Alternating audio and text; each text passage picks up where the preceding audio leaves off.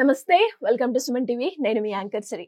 Right no నేనైతే Sridhar CC institution లో ఉన్నాను. రీసెంట్ గానే మనందరికి కూడా తెలుసు ఎస్బీఐ క్లర్క్ ప్రిలిమ్స్ రిజల్ట్స్ అయితే రావడం జరిగింది. అండ్ నెక్స్ట్ మెయిన్స్ కి ఎవరైతే ప్రిపేర్ అవుతున్నారో వాళ్ళు ఎలాంటి జాగ్రత్తలు పాటించాలి, వీటి గురించి క్లియర్ గా ఇన్ఫర్మేషన్ ఇవ్వడానికి మనతో పాటు ఉన్నారు శ్రీధర్ గారు. అడిగి తెలుసుకునే ప్రయత్నం చేద్దాం. నమస్కారం సార్. నమస్తే అమ్మా. Sir, congratulation sir. అండ్ ఎంతో మంది స్టూడెంట్స్ కూడా శ్రీధర్ సిసి ఇన్స్టిట్యూషన్ నుంచి బయటకు వచ్చి గవర్నమెంట్ జాబ్లు కొట్టిన వాళ్ళు చాలా మంది ఉన్నారు. సో మరి ఎస్బీఐ క్లర్క్ ప్రిలిమ్స్ ఎంతమంది క్వాలిఫై అయ్యారు సార్ ఇప్పటి వరకు? మనకి ఈ సంవత్సరం వచ్చినటువంటి SBI clerk result 12,969. All over మొత్తం ఆల్మోస్ట్ 28 స్టేట్లు ఉన్నాయి మనకి. 28లో 26 కవర్ చేశాము. 8 యూనియన్ టెరిటరీస్ ఉన్నాయి. 4 యూనియన్ టెరిటరీస్ మిస్ అయినాయి. అంటే మొత్తం ఇండియాలో ఉన్నటువంటి రాష్ట్రాలు యూనియన్ టెరిటరీలు అన్ని కలుపుకుంటే దాంట్లో మనము out of 36 we missed only 6. Super sir. అంటే ఒకసారి లాస్ట్ ఇయర్ ఎలా ఉంది సార్ దీన్ని? లాస్ట్ ఇయర్ వచ్చింది 11,111. ఇట్స్ అ ఫ్యాన్సీ నెంబర్ చూడటానికి, రైట్? అయితే లాస్ట్ ఇయర్కి డిఫరెన్స్ ఏంటంటే లాస్ట్ ఇయర్ ఉన్న వేకెన్సీలు 13,000 ఆర్డ్. ఓకే. బట్ ఈ ఇయర్ వచ్చిన వేకెన్సీలు 5,000 ఆర్డే. సో వేకెన్సీస్ ఆల్మోస్ట్ 40 to 50% పైన తగ్గిపోయినాయి అమ్మా. తగ్గినా కూడా మన రిజల్ట్ పెరిగింది. సో నెక్స్ట్ మీరు అడిగినటువంటి క్వశ్చన్ యాక్చువల్గా స్టూడెంట్స్కి బాగా అవసరమైనటువంటి క్వశ్చన్. ప్రిలిమ్స్ స్ట్రాటజీ వేరు, మెయిన్ స్ట్రాటజీ వేరు. ప్రిలిమ్స్ వచ్చేటప్పటికి స్పీడ్ టెస్ట్. అంటే ఆ కట్ ఆఫ్ మార్క్ వచ్చేటప్పటికి 60%, 70%, 80% రేంజ్లో కూడా ఉంటుంది. కానీ మెయిన్స్కి వచ్చేటప్పటికి కట్ ఆఫ్లు తక్కువ ఉంటాయి అమ్మా. సో ఎక్కువ ఫోకస్ చేయాల్సింది ఏంటంటే స్టూడెంట్స్ ఏ సెక్షన్లో అయినా సరే యాక్యురసీ మెయింటైన్ చేయాలి. అంటే ఎన్ని పెట్టాము అనేది కాదు, పెట్టిన వాటిల్లో 100% కరెక్ట్ అయ్యే విధంగా ప్లాన్ చేసుకోవాలి.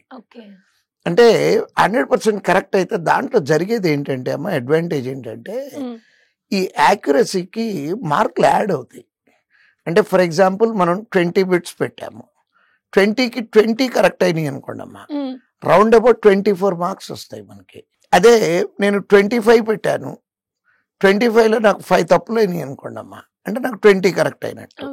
20 కరెక్ట్ అయ్యి ప్రతి బిట్కి 1.25 చొప్పున 1.25 తగ్గితే నాకు వచ్చే మార్కులు 18.75.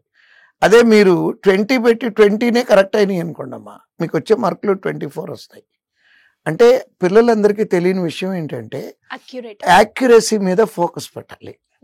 అంటే కొన్ని సబ్జెక్టులు యాక్యురసీ మీద ఫోకస్ పెట్టలేము. ఇప్పుడు ఫర్ ఎగ్జాంపుల్ ఇంగ్లీష్ ఉంది అనుకోండి అమ్మా, ప్రతి ఆన్సర్ కరెక్టే అనిపిస్తుంది కాబట్టి దానికి మనం ఏం చేయలేము.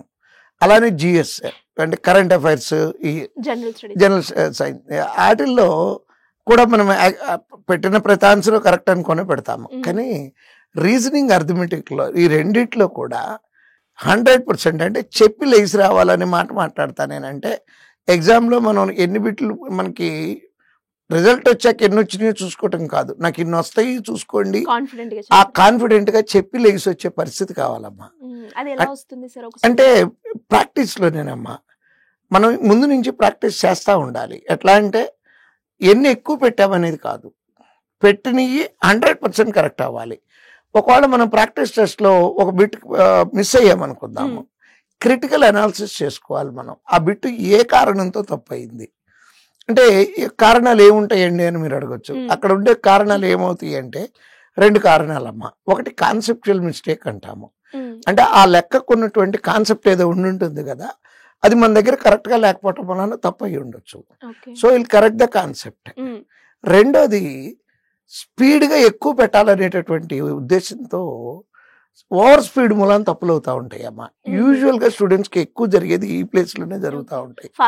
ఫాస్ట్గా అంటే మిగతా వాళ్ళకన్నా ఎక్కువ పెట్టాలనేటటువంటి దీంతో స్పీడ్ ఎక్కువైపోతుంది. సో స్పీడ్ మూలాన తప్పు అయింది అనుకోండి అమ్మా, గుర్తుపెట్టుకోవాలి మనం ఏంటంటే ఇట్లాంటి లెక్క నేను చేస్తున్నప్పుడు స్పీడ్ ఎక్కువైతే నాకు తప్పులు అవుతున్నాయి కాబట్టి జాగ్రత్తగా 1 సెకండ్ లేట్ అయినా పర్లేదు కానీ కరెక్ట్గా పెట్టాలని స్లో డౌన్ చేసుకొని, అంటే మనకి ఎక్కడెక్కడైతే తప్పులు అవుతున్నాయి అనేది పాస్ట్ నాలెడ్జ్ ఉందో, అంటే ఇంతకుముందు ఎగ్జామ్స్లో ఎక్కడెక్కడైతే తప్పులైనాయి అని మనం అనుకున్నామో అట్లాంటి లెక్కలు వచ్చినప్పుడు కొంచెం స్లో చేసుకొని చేయాలి. Next last 4-5 years cut off మార్కులు కూడా చెక్ చేసుకోవాలమ్మా వాళ్ళు. అంటే నా టార్గెట్ ఎంత, నేను ఏ స్టేట్కి అప్లై చేశాను. అంటే నేను ప్రతి వీడియోలో ఇదే చెప్తే విసుగ్గా అనిపిస్తుందేమో కానీ మోస్ట్ ఇంపార్టెంట్ పాయింట్ అమ్మా ప్రతి ఎగ్జామ్కి కూడా ఇది. మనం ఏ స్టేట్కి అప్లై చేసాం. ఫర్ ఎగ్జాంపుల్ నేను ఏపీకి అప్లై చేశాను అనుకోండి, నా కేటగిరీ జనరల్ కేటగిరీ అనుకోండి. ఏపీకి జనరల్ కేటగిరీకి గడిచిన 5 సంవత్సరాలుగా మార్కులు ఎట్లా ఉన్నాయి, దాన్ని బట్టి నాకు ఎన్ని వస్తే ఈ సంవత్సరం రావడానికి అవకాశం ఉంటుంది. సో అది టార్గెట్ పెట్టుకొని ఎగ్జామ్ రాయాలి. అంతేగాని ఉన్న 200 బిట్లు పెట్టేద్దాం అనుకొని 200కి 200 పెట్టామనుకోండి అమ్మా, తప్పులు ఎక్కువైపోతాయి. అది కొంచెం కాషియస్గా ఉండాలి. నెక్స్ట్ ఇంకో ప్రాబ్లం ఏంటంటే పిల్లలకి ఆ mark test full length mark test రాయాలి. అంటే ఆ 2 గంటల 40 నిమిషాలు అలా కూర్చొని ఎగ్జామ్ రాయటం కూడా ఒక ఆర్ట్ అమ్మా. కదలకుండా మెదలకుండా 2 hours 40 minutes ఎగ్జామ్ రాయటం కూడా ప్రాక్టీస్ చేయాలి. దాంతోపాటు మనకు ఉన్న టైము ఇంకా 8 రోజులు టైం ఉంది వాటి నుంచి కౌంట్ చేసుకుంటే. ఈ 8 రోజులు మనం ఆల్రెడీ ఏమైతే చదివి ఉన్నామో వాటిని రివిజన్ చేసుకోవటానికి వాడుకోవాలే కానీ కొత్తవి అక్కడి నుంచి వాళ్ళు చదువుతున్నారు వీళ్ళు చదువుతున్నారని మనం మెటీరియల్ బోర్డు అంతా పోగేసుకొని కూర్చొని చదవకూడదమ్మా. ఇది రివిజన్ కి సరిపోయే టైమే గాని కొత్త కంటెంట్ తీసుకొని ప్రిపేర్ అయ్యేటటువంటి టైం కాదమ్మా ఇది. సో ఈ జాగ్రత్తలన్నీ తీసుకుంటే సక్సెస్ అవటం చాలా తేలిక అవుతుందమ్మా. సార్ మీరు అన్నట్టుగానే ఇప్పుడు ఏ డేట్స్ అనేది చాలా క్రూషియల్. సో రివిజన్ చేయాలి అని చెప్పారు, దాంతో పాటు ఇంకేం చేయాలి అంటారు? అంటే రివిజన్ చేసే సబ్జెక్ట్ ఒక జనరల్ స్టడీస్, జనరల్ నాలెడ్జ్ ఏనమ్మా. జనరల్ నాలెడ్జ్ రివిజన్ చేస్తూ కనీసం ప్రతిరోజు ఒక ఫుల్ లెంగ్త్ మార్క్ టెస్ట్ రాయాలి. 8 రోజులు రాస్తే అక్కడ కూర్చొని రాసే అలవాటు అనేది వస్తుంది. ఒక్కోసారి ఏమవుతుందంటే అమ్మ, అన్నిటికన్నా బాగా ప్రాబ్లమాటిక్ థింగ్ ఏంటంటే పేపర్ కొంచెం టఫ్గా వచ్చింది అనుకోండి, ప్యానిక్ అయిపోతూ ఉంటారు. True sir. ఎలా ప్యానిక్ అవుతారంటే పిల్లలు, ఫస్ట్ క్వశ్చన్ రాలేదు నాకు, రెండోది రాలేదు, మూడోది రాలేదు, అమ్మో 3 క్వశ్చన్లు చదివితే 3 రాలేదు నాకు అంటే నాకు ఇంకేమి రావనుకుంటారు. బట్ వెనకాల ఉన్న 47 వాడుకోవచ్చు. ఆ కాన్ఫిడెన్స్ పోగొట్టుకోకూడదమ్మా ఎగ్జామ్ రాసే టైంలో.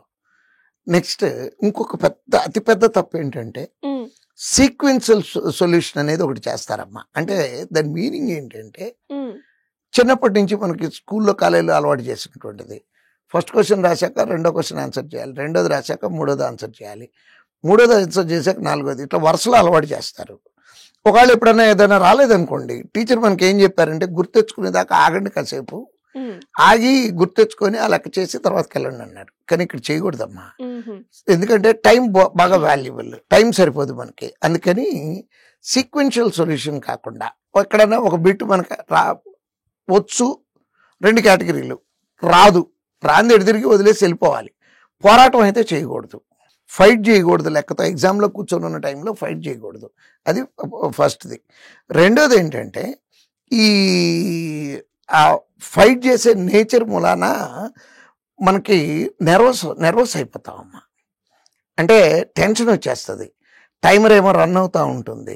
ఆ టెన్షన్ వచ్చేసి ఏమవుతుందంటే తర్వాత బిట్ వచ్చింది కూడా పోగొట్టుకుంటామమ్మా.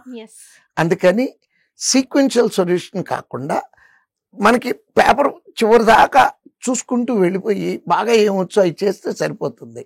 నిజంగా చెప్తున్నాను, 30 సంవత్సరాల అనుభవంతో చెప్తున్నాను, పిల్లలకి చాలా వచ్చనే విషయం వాళ్ళకి తెలియదు. క్వశ్చన్ కొంతమంది అయితే చివరిలో ఉన్న 10-15 క్వశ్చన్లు చదవకుండానే ఎగ్జామ్ నుంచి లేచి వస్తారు.